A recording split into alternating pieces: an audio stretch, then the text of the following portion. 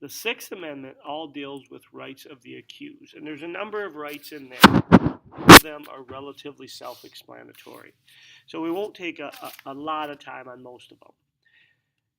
Here's the Sixth Amendment, and let's break it down to individual rights. It says in all criminal prosecutions, hence we know it's talking about if you're being accused of a crime. The accused shall enjoy the right to a speedy and public trial, the first two. What a speedy trial simply means is that the trial must happen relatively soon from the time of the arrest. It is wrong to arrest somebody, hold them in jail for years waiting for a trial. This is saying that the trial must happen relatively quickly after the arrest. In federal court, there's a law that says it has to happen within 90 days. State court, there is no specific law that deals with all states, but again, it should happen, within a few months of the arrest. A public trial just simply means it's open to the public, that if anybody wants to watch a trial, they can. Now, the reason open to the public is important is that we want to make sure that our legal system is just and right. And if we have eyes watching it, there's a better chance that they won't become corrupt. Remember, the amendments are there to protect us from the government.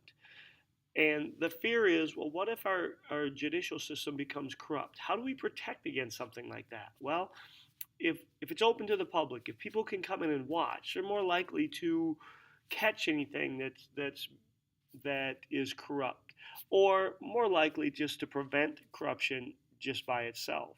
Things done behind closed doors, we should be a little leery of what's actually going on there. So open to the public is protecting the people from our judicial system. A local trial simply means that the trial will happen where the crime occurred. If you commit a crime in Minnehaha County, then you'll be tried in Minnehaha County. This originated from the fact that the colonists did not like when we were still colonists of Great Britain, that you could be tried in Great Britain for a crime that happened in the colonies. We thought it was a huge inconvenience to be taken that far away, so a local trial is part of our Constitution. An impartial jury simply means that the jury that is unbiased, that the people who will determine if you're guilty or not don't have any preconceived notions of your guilt, which means is they're essentially a blank slate. That they don't know the defendant, they don't know the victim, they don't know the prosecution or witnesses or the defense lawyers, that they have not read about the case and already have a preconceived notion on guilt or innocence. That essentially these are just regular old people that don't know anything about this case, that the case will be presented before them and they will make their decisions on the merit of the evidence presented before them and nothing else. There is a process of choosing an impartial jury. It's called a voir dire, and it's a process of weeding out potential jurists that would have a bias. So an impartial jury is very important, and there is a process of choosing one. And again, that is one of our constitutional rights. We also have the right to be informed of the charges against us. How can we defend ourselves of charges if we don't know what those charges are? How can we show that we didn't commit a particular crime if we don't even know what we're being charged with? So it seems self-explanatory, but it's important. And because it's important, it's included in the Sixth Amendment. We have the right to confront witnesses against us. This means that there's no such thing as secret evidence or secret witnesses. That we have the chance to cross-examine any witness against us in open court, face to face. There's no such thing in our legal system that allows for a secret witness. A witness saw you commit this crime, but they want to stay anonymous. We don't have that.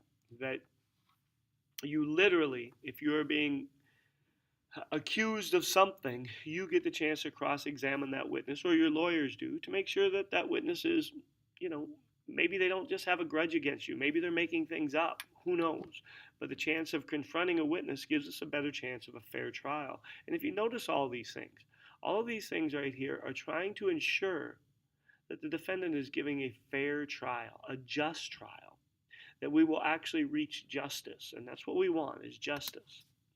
We have the right of compulsory process. And what this means is we have the right to call witnesses on our behalf. And if those witnesses don't want to show up, we can force those witnesses to do so. It's called a subpoena, is how it's carried out.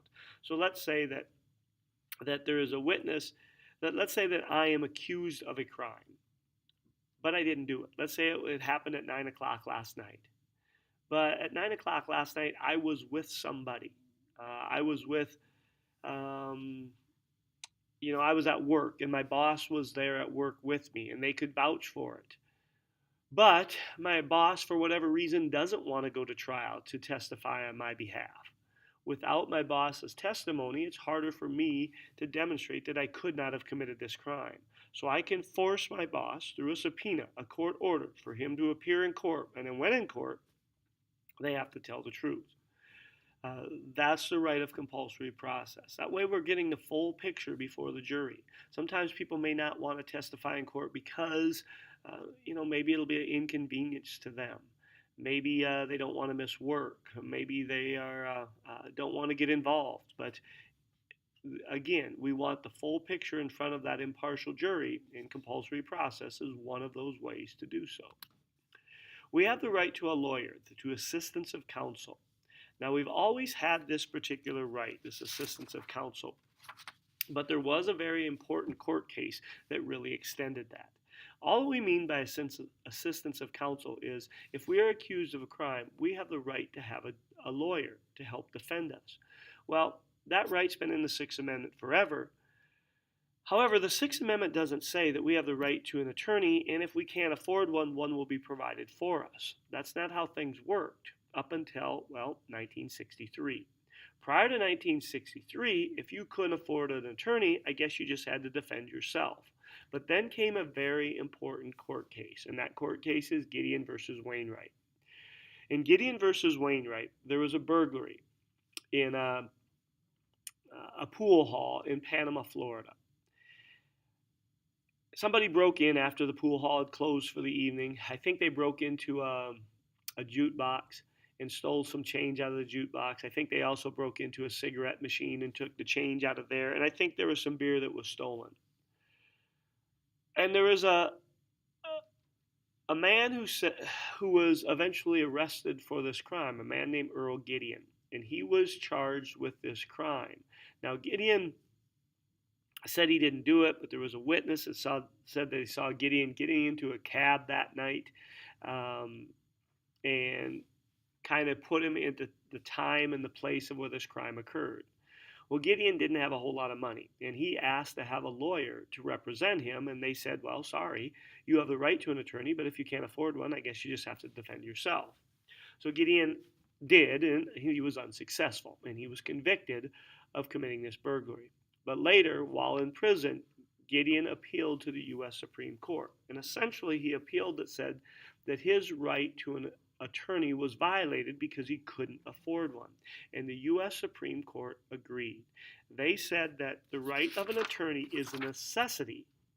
Having a lawyer is a necessity, not a luxury in criminal court. And from this point forward, if you can't afford a lawyer, the government must provide you with one. Now, Gideon was retried then for this crime, this time being represented by an attorney. And this time, he was found to be not guilty.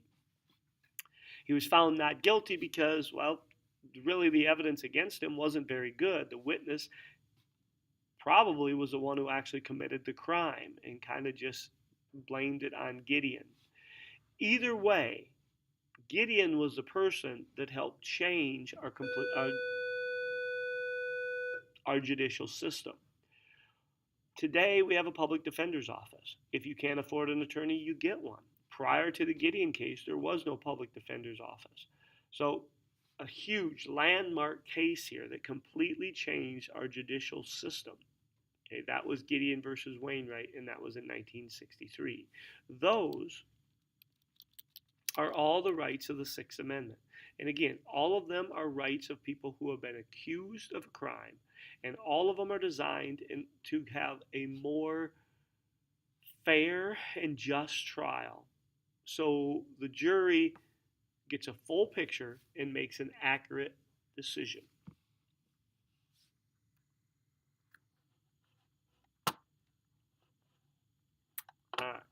figure out how to stop this, I will stop this recording.